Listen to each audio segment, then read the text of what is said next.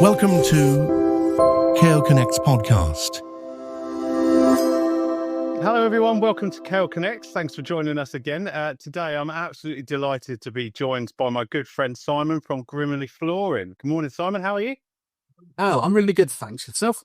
Yes, all good. Thank you. Thanks for joining us today. I've been meaning to get you on for a while because you're the man that knows all about flooring, and as a specialist, it's always good to share the knowledge with potential customers and so on. So let's dive into it, Simon. Tell everyone about you and Grimley Flooring.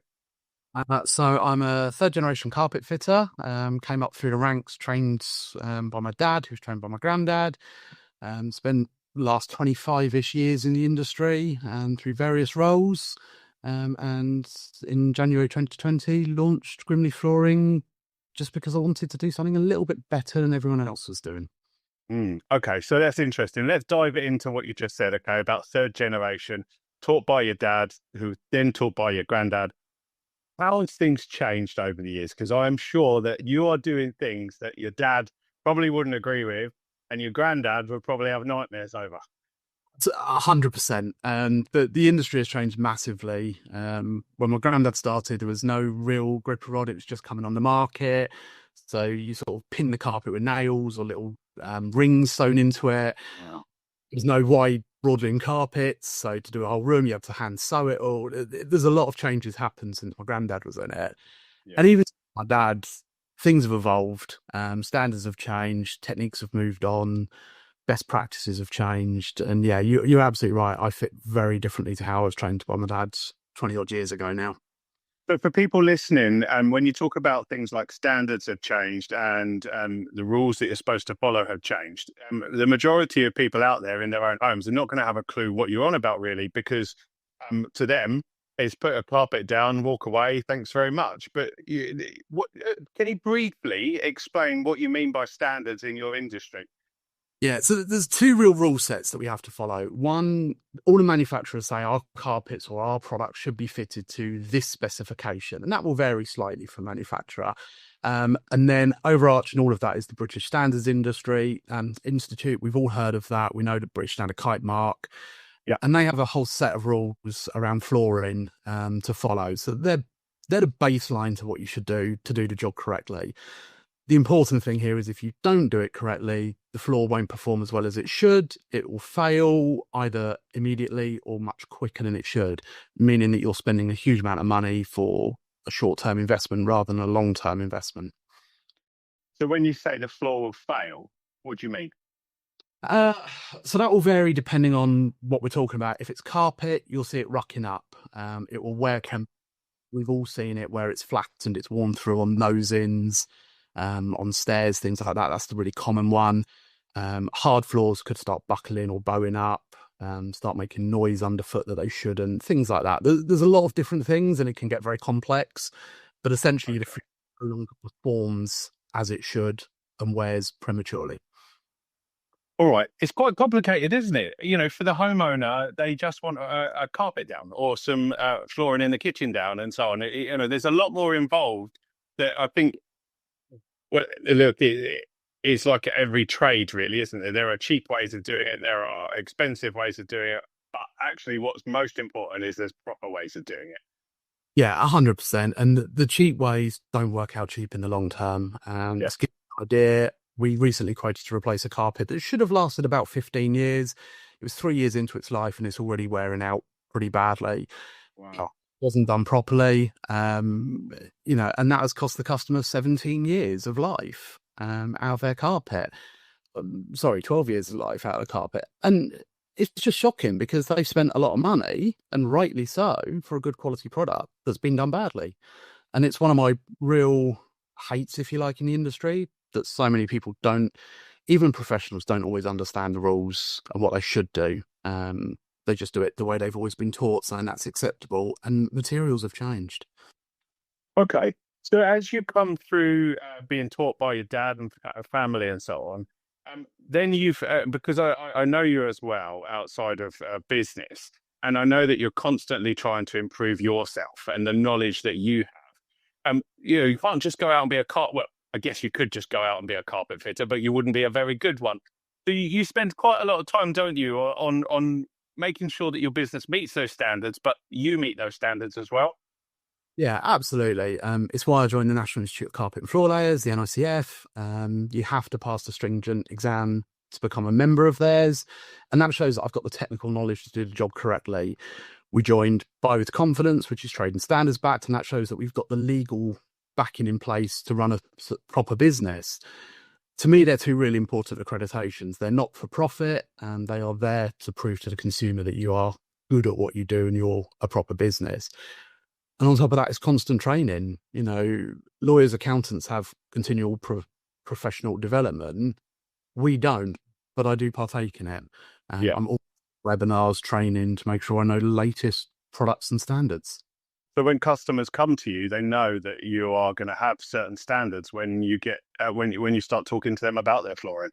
Yeah, absolutely. And as a result of that, we can offer extended installation warranties on it because I know we're doing it correctly. I know it'll survive.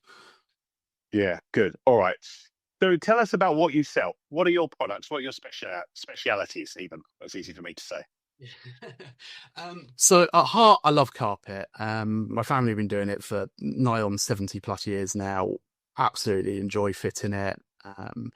We also do luxury vinyl tile or LVT. A lot of people have heard of Antico and Carndine. And it's a glue down product that you can customize quite heavily, which is why I love it. We also have a subcontractor that can fit sheet vinyl and safety flooring for commercial projects. And we can do the usual sort of carpet tiles as well. The only thing we don't get involved in at the moment is wood flooring and laminates. Yeah, I was just going to say, you stay away from the laminate flooring though. It's a difficult one, isn't it? I guess with the buckling and water getting involved, and a product can get messy, can't it? Yeah, I mean, cost-wise is not. It's a little bit cheaper than LVT, but it'll last a third of the time. So in my mind, it's just not value for money, and that's one of our core principles: is it has to be value for the customer. If you're going to spend £1,000, £1,500 plus, it's got to last. You can't put it's only going to be 5 years. That's not fair. And for people listening, LVT stands for It's luxury vinyl tile. luxury vinyl tile. So it goes down in tiles or in strips. Yeah, so normally it replicates either sort of ceramic or porcelain tiles or wood planks, variety of sizes and designs, and you can customize it, as I said, with strips and different patterns. You can merge different products. There's a lot of customization. In fact, it's almost unlimited for the real top design guys. We don't offer that service yet, but perhaps in the future. Yeah. Okay.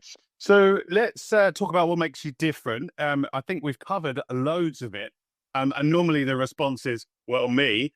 And that's not. I'm not going to let you get away with answering it that way. So you've got the continued development that you're doing on yourself and your skills and so on. But from what I know of you, your product range and things is constantly changing as well. You're not stale.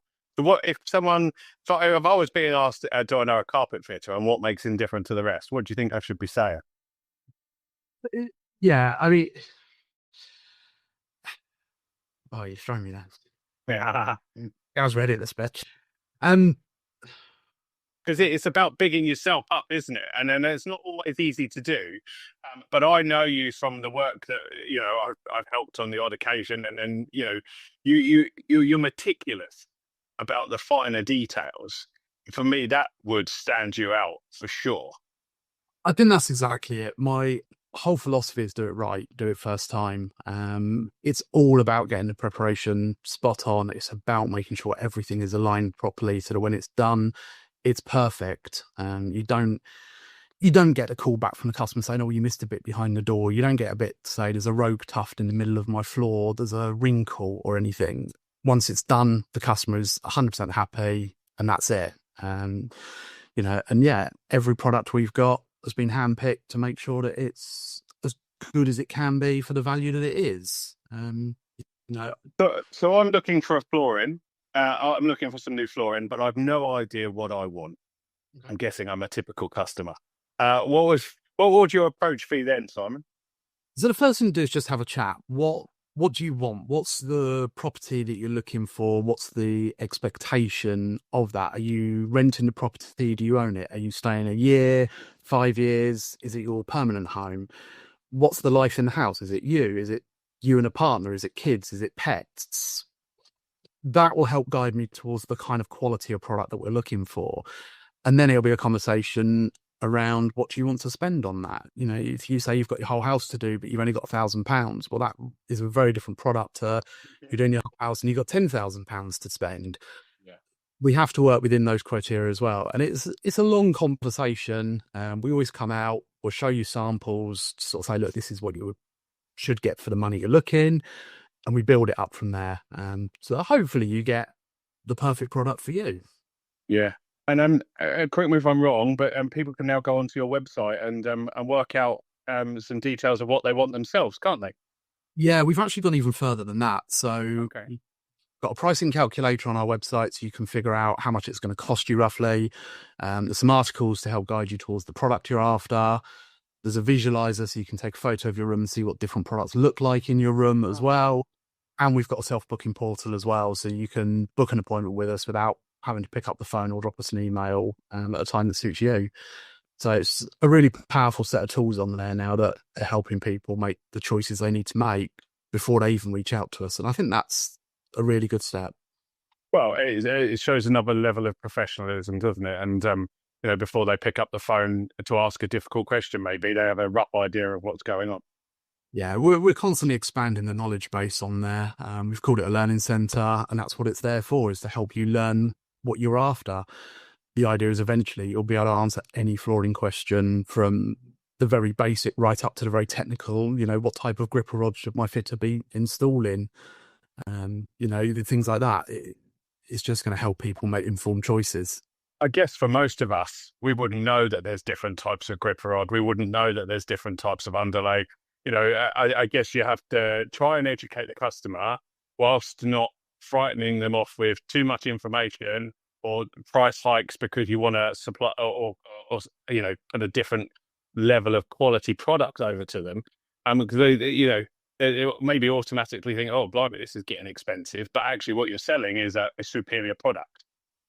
Yeah, that's exactly it. You know, the gripper rod, for example, there are, off the top of my head, 7 different types that we can use. There's even more than that available, but commonly.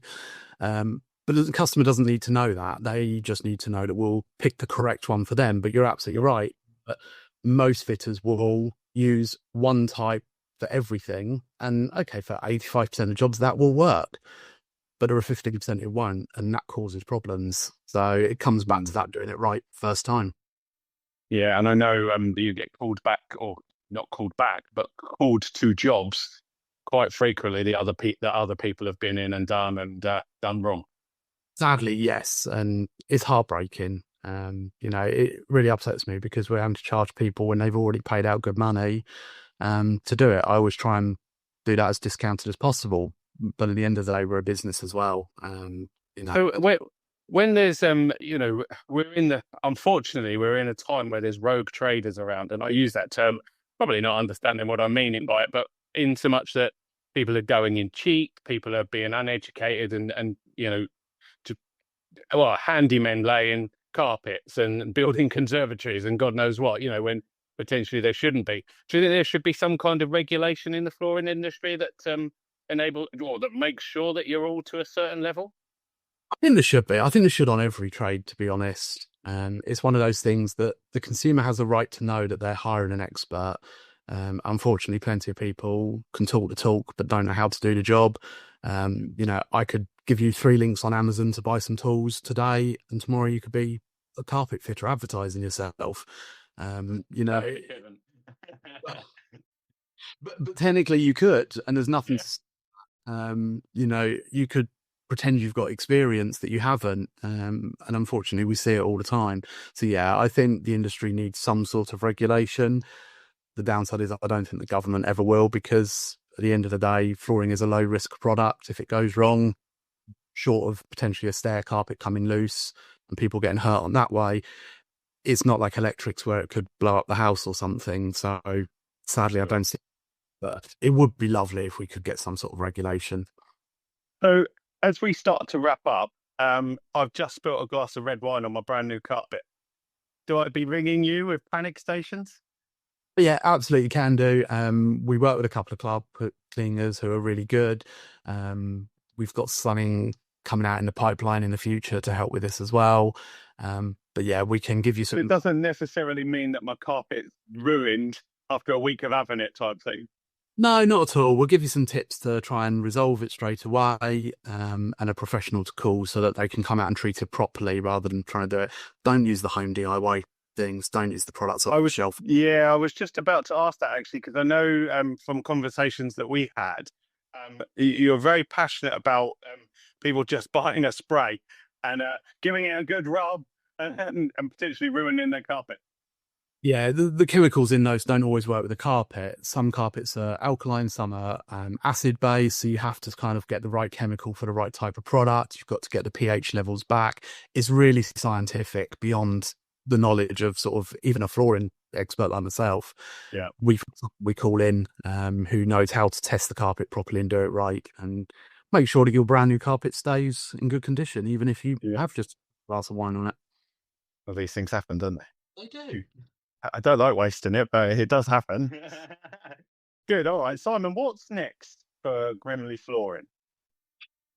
I think we're going to be expanding the website quite a lot over the next year or so. I want self-selection tools on there for people. We're looking at expanding the offering that we do as well, just moving into new markets, and hopefully a shop within the next couple of years as well, so that people can actually come to us and look at it rather than feeling pressure. Whilst we don't do that hard sell, it's a fear of people's, and I understand that. Do you think there's still a place for a carpet store on the high street? I think there is. Whether it's high street or not, I'm still working on that idea. But I think there's a place for a shop because it's, from a consumer point of view, it's low pressure. You can walk in, you can walk out. If I'm in your home, it feels a little bit like, well, what if you won't go? What if? Yeah, sure. You know, he's trying to. We've all had that double glazing experience in the past. We've heard the stories. We don't work like that, but it's a rational fear of people's. Okay. So outside of flooring, you can't be flooring full time. What do you get up to? Well, I've got a 6-year-old, so that's pretty much all my free time when I'm not working. So just entertaining, playing, running her around to clubs and classes. Yeah. So yeah, pretty much my life at the moment.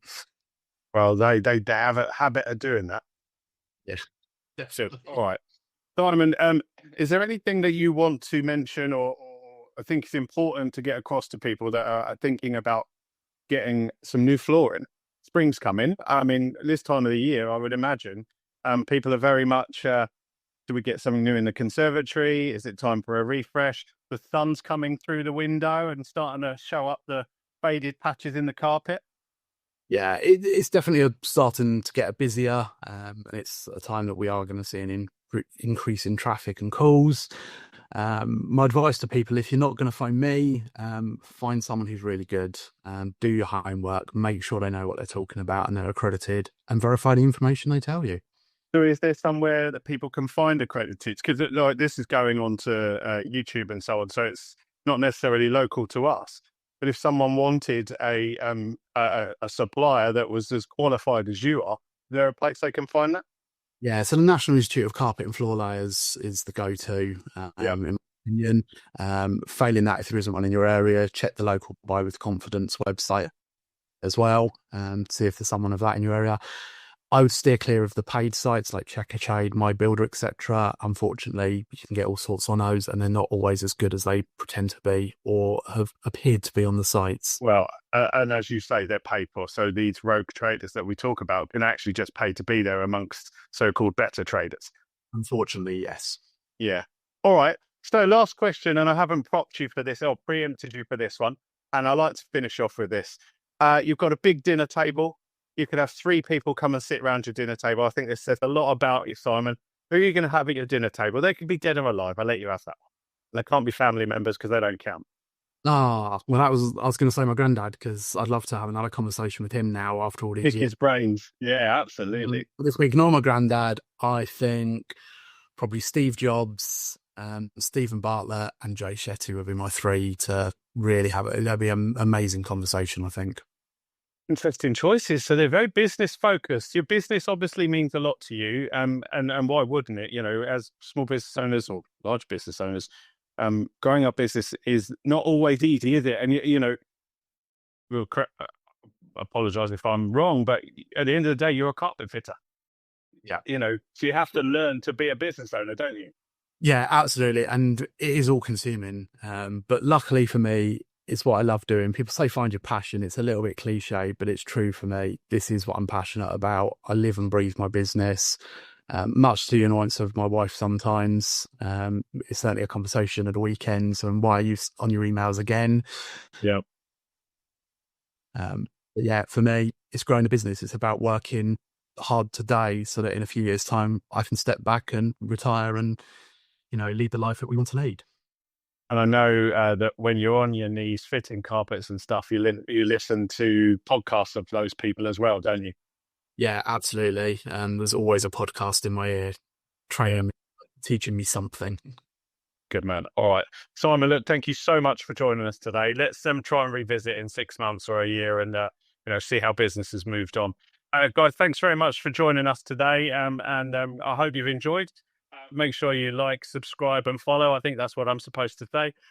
But thanks very much, Simon. It's been a real pleasure and good to catch up with you. And I hope to see you again soon. Yeah, definitely. Thank you, Cale. It's been great.